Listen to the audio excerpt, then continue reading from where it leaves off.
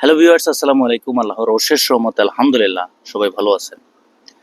মলদোবার visa নিয়ে বর্তমানে আমাদের বাংলাদেশ থেকে আসলে যারাই যেতে চাচ্ছেন, বাংলাদেশ থেকে যারাই প্রসেসিং করতে চাচ্ছেন, মূলত ইউরোপে সহজভাবে যাওয়ার জন্য যে প্রসেসিংটা, সেটা হচ্ছে এই দেশটি মলদোবা। আসলে ভিডিওর শুরুতে আমি আপনাদের সাথে একটা কথা বলতে চাই ভাই, ভিডিওটা প্রথম থেকে শেষ পর্যন্ত একটু কষ্ট করে দেখবেন। কেননা ভিডিওর ভিতরে অনেকগুলা কথা থাকে, অনেকগুলা কথার প্রশ্নের উত্তর থাকে।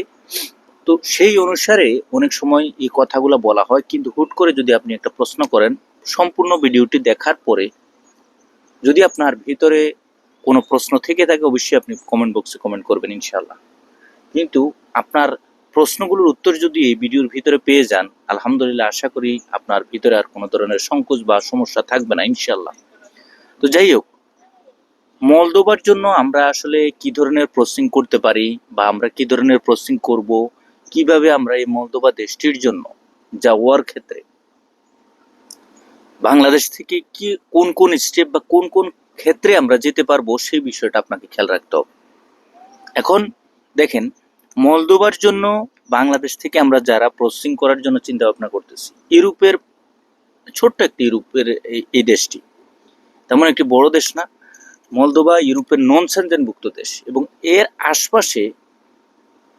আশপাশে যে সমস্ত দেশ রয়েছে সেগুলোর দিকে আপনি যদি একটু লক্ষ্য করেন, মূলত যাওয়ার আগে কিছু প্রস্তুতি নেবেন এবং আপনি সিদ্ধান্ত নিচ্ছেন যে এই দেশটিতে যাবেন। এই মলদোবা দেশটিতে যাওয়ার জন্য এই দেশের আশপাশে আসলে কোন কোন দেশগুলো অবস্থিত রয়েছে সে বিষয়ের উপর আমাদেরকে একটু লক্ষ্য রাখতে হবে। এবং এর আশপাশে যে দেশগুলো কেন লক্ষ্য রাখতে হবে, যে আপনি যাওয়ার পরবর্তী পর্যায়ে যদি আপনি কখনো অন্যত্র কোথাও কোনো দেশে আপনি স্থানান্তরিত হতে চান, সেক্ষেত্রে কিন্তু এটা আপনার সম্পূর্ণভাবে কাজে দিবে।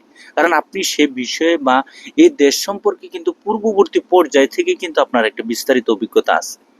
সুতরাং এই দেশের আশপাশে যে কয়টা দেশ আছে সেগুলো সম্পর্কে বা সেই দেশগুলো সম্পর্কেও আপনার ধারণা থাকলে, যে আমি এই দেশ থেকে মানে মলদোবা থেকে আমি অন্যত্র সার্বিয়াতে যেতে পারবো, নর্থ মেসিডোনিয়াতে যেতে পারবো, এবং এই দেশগুলো উপেক্ষা করে করে আমি ইউরোপের সেনজেনভুক্ত দেশে প্রবেশ করতে পারবো। তো অনেকেরই কিন্তু এই ধরনের চিন্তা ভাবনা থাকে, এবং এই ধরনের চিন্তা ভাবনা নিয়েই কিন্তু অনেকে কিন্তু আসলে আশা ভরসা নিয়েই মলদোবা দেশটির জন্য আবেদন করে। এখন দেখেন, আমরা বাংলাদেশ থেকে যারা আবেদন করতে চাচ্ছি, আমরা বাংলাদেশ থেকে যারা এই মলদোবা দেশটির জন্য প্রসেসিং করতে চাচ্ছি, দুটো স্টেপে আপনি কিন্তু আবেদন করতে পারবেন। 3 নম্বর যে স্টেপটা আছে সেটা আমি একটু পরে বলতেছি, সেটা সচরাচর সবার জন্য না। তো দুইটা স্টেপে আপনি যে আবেদন করবেন, তার মধ্যে উল্লেখযোগ্য হচ্ছে 1 নম্বর যেটা, সেটা হচ্ছে ভিজিট ভিসা। 2 নম্বর যেটা, সেটা হচ্ছে কাজের ভিসা।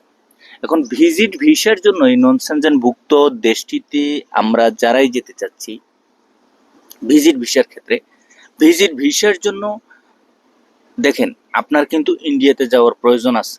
মলদোবা যে ই ভিসা, সেটা আমাদের বাংলাদেশিদের জন্য সচরাচর না, বা এই নন সেনজেন ইউরোপের দেশের জন্য বাংলাদেশিদের ক্ষেত্রে যে আমাদেরকে বাংলাদেশি পাসপোর্টধারী নাগরিক হিসেবে আমাদেরকে যে ই ভিসা দিয়ে দিবে, তাও কিন্তু না। এই বিষয়টাও আপনাদেরকে খেয়াল রাখতে হবে। অনেকেই বলবেন যে ভাই আসলে ই ভিসা তো চালু আছে, ইলেকট্রিক ভিসা, যেটা অনলাইনে সাবমিশন করবেন, অনলাইনে সাবমিশন করলে আপনাকে এই বিষয়টা দিয়ে দিবে। তবে এই ই ভিসা পাওয়ার ক্ষেত্রেও আপনাকে যে রিকোয়ারমেন্টস গুলো জানা প্রয়োজন, সেগুলো আপনার থাকতে হবে।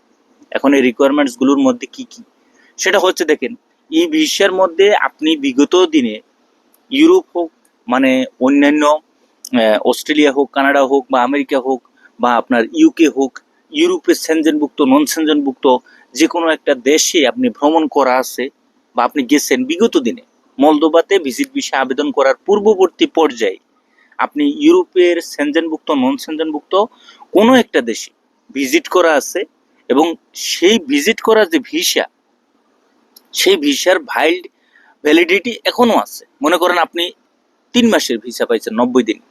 তো 90 দিনের 1 মাস বা 15 দিন বা 20 দিন বা 1-1.5 মাস, বা আপনি যে কটা দিন ছিলেন এর পরবর্তী আপনি চলে আসছেন, এখন আবার আপনি চাচ্ছেন মলদোবাতে ভিজিট করার জন্য।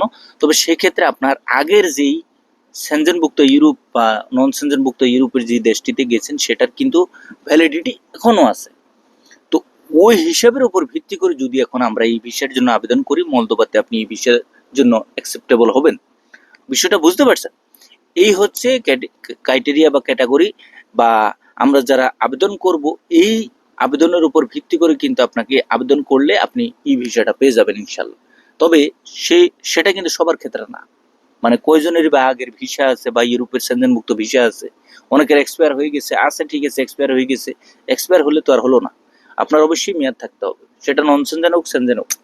তো যাই হোক, এখন হচ্ছে আমরা যারা ভিজিট ভিসার জন্য আবেদন করব, আবেদন করতে হলে অবশ্যই কিন্তু আপনাকে ইন্ডিয়াতে গিয়ে ফাইলটা সাবমিশন করতে হবে, এবং সেটা সময় নিয়ে এবং সেটা সময় সাপেক্ষ, ধৈর্য সাপেক্ষ। অবশ্যই আপনাকে স্টেপ বাই স্টেপ সম্পূর্ণ কাজগুলো করতে হবে, বুঝতে হবে এবং দেখতে হবে যে আসলে কোন কোন ক্ষেত্রে কোন কোন ডকুমেন্টসগুলো প্রয়োজন। সম্পূর্ণ সবকিছু ফাইল রেডি করে এম্বাসিতে মেল দিয়ে বিস্তারিত জেনে শুনে সামনে অগ্রসর হতে হবে। পরবর্তীতে আপনি ফাইনালি সেখানে যাবেন, কারণ আপনি বাংলাদেশ থেকে ইন্ডিয়াতে যাবেন, ফাইল সাবমিশন করবেন, একটা পর্যায়ে সম্পূর্ণ সবকিছু গুছিয়ে যদি আপনার ভিসাটা না হয়, এর থেকে বড় কষ্ট আর হতাশার মাঝে আর কোনো কিছু থাকে না। কাজের ভিসার জন্য 2 নম্বর যে স্টেপটা, সেটা হচ্ছে কাজের ভিসার জন্য।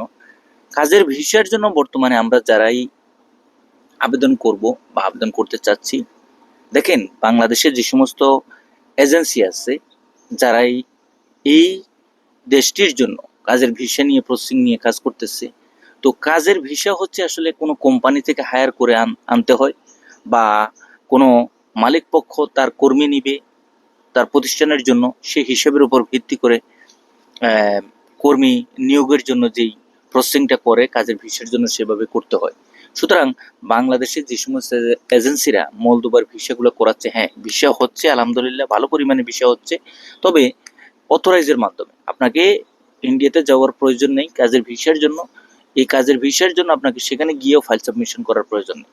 আপনার পাসপোর্টটা ইন্ডিয়াতে পাঠানো হবে, এম্বাসিতে যাবে, কাগজপত্র ডকুমেন্ট সহ সম্পূর্ণ সবকিছু। এর পরবর্তীতে এম্বাসি ভেরিফাই করবে, সম্পূর্ণ সবকিছু ঠিক থাকলে পাসপোর্টের মধ্যে স্টিকার লাগিয়ে দিয়ে আপনাকে বাংলাদেশে পাসপোর্টটা নিয়ে আসা হবে। এই হচ্ছে সম্পূর্ণ প্রসেসিংটা। কিন্তু এর মধ্যে যে বিষয়টা সেটা হচ্ছে, দেখেন কোম্পানির কাগজপত্রগুলো বা আমাকে যেই কাজের উদ্দেশ্যে পাঠানো হচ্ছে, মূলত মানুষ বা আমরা যারা যেতে চাচ্ছি 90% লোকেরই মানে কোনো রকমে আমি সে দেশে মুভ করব, সে দেশে আমি যাব, এক পর্যায়ে আমি সেখানে যাওয়ার পরে আমি অন্যত্র চলে যাওয়ার জন্য চেষ্টা করব, বা আমি অন্যত্র, আমার ইচ্ছা হচ্ছে বা আমার উদ্দেশ্য হচ্ছে আমি অন্যত্র চলে যাব। তো তাদের উদ্দেশ্যে বলি, যদি আপনি এভাবে যান সেটা হচ্ছে সম্পূর্ণ আলাদা বিষয়। আবার অনেকে আছে যে ভাই হ্যাঁ আমি মলদোভাতে থাকবো, মলদোভাতে থেকে আমি সেখানে আমি অর্থ উপার্জন করব এবং একটা পর্যায়ে কোনো একটা সময় যদি সুযোগ সুবিধা হয় অন্যত্র যাব, নতুবা না। তো তাদের ক্ষেত্রে যদি কোম্পানি ভিত্তিক আপনি কাজ করতে চান, আপনার কোম্পানির কাজ কি, কোম্পানি কি কাজে আপনাকে দেওয়া হচ্ছে এবং কি কাজ করে আপনি সেখানে জীবিকা নির্বাহ করবেন, সাথে সাথে আপনার কাজটা আপনার জানা আছে কিনা, এবং সাথে সাথে যেই এজেন্সি আপনার জন্য প্রসেসিং করতেছে আসলে উনি আপনার জন্য আপনার হয়ে যে কাজের উদ্দেশ্যে আপনাকে পাঠাবে সেই কাজটা আপনি সেখানে গিয়ে পাবেন কিনা, মূলত এই বিষয়গুলো অবশ্যই আপনাকে খেয়াল রাখতে হবে। এবং আমরা যারাই আবেদন করতে চাচ্ছি, যে অনেকে বলবেন যে ভাই আসলে অর্থ বা টাকা কিরকম খরচ হতে পারে যদি মলদোভা দেশটির জন্য আমরা আবেদন করি। মলদোভা দেশটির জন্য আপনি আবেদন করলে যে অর্থ বা খরচটা হবে সেটা হচ্ছে সম্পূর্ণরূপে আপনার হচ্ছে টোটাল মিলে 5 থেকে 7 লক্ষ টাকার ভিতরে। তবে বাংলাদেশ থেকে এর অর্থ বা টাকার পরিমাণটা আরো অনেক বেশি হয়ে যায় অনেক সময়, কারণ হচ্ছে তারা বলে যে কাজের ডিমান্ড বেশি, বা কাজের যেই ডিমান্ড আছে সেটার যে স্যালারিটা সেটা অনেক হাই লেভেলের, এই ধরনের নয়সয় কথা বলে অনেকেই কিন্তু টাকার পরিমাণটা বাড়িয়ে নেয়, কারণ এজেন্সির কাজ হচ্ছে এটা, আমরা সবাই জানি। এর ভিতরে আপনাকে যে বিষয়টা খেয়াল রাখতে হবে, এজেন্সি যে প্রতিষ্ঠানের কাছে জমা দেন, আপনার অর্থ বা আপনার কাজটা হবে কিনা সম্পূর্ণ সময় মিলে কতটুকু সময় তারা আপনার কাছ থেকে নিবে সেটাও আপনাকে খেয়াল রাখতে হবে। মূলত বাংলাদেশ থেকে 6 থেকে 8 মাস এর উপরে কোনো লম্বা সময় কোনো দেশের জন্য জমা দিয়ে আপনি ফাইল জমা দিবেন না। বছরের পর বছর, সময়ের পর সময়, কালের পর কাল, এক পর্যায়ে আপনার ভিসা হবে না, পাসপোর্ট আপনি হাতে পাবেন না, সম্পূর্ণ সবকিছু গায়েব হয়ে যাবে। এই ধরনের কাজকর্ম বা এই ধরনের এজেন্সির কাছে না যাওয়াই ভালো। এবং আপনি কোথায় এবং কাজের সম্পূর্ণ সবকিছু মিলে রেখে এগ্রিমেন্ট করে স্ট্যাম্পিং করে আইনগতভাবে কোনো ধরনের ঝামেলা যেন না হয়, সম্পূর্ণ সবকিছু বুঝে শুনে এই মলদোভা দেশটির জন্য বর্তমান সময় 2026 সালে আপনারা চাইলে জমা দিতে পারেন। সবাই ভালো থাকবেন, সুস্থ থাকবেন। আগামীতে নতুন কোনো আপডেট নিয়ে খুব শীঘ্রই আপনাদের সামনে উপস্থিত হবো। আল্লাহ হাফেজ।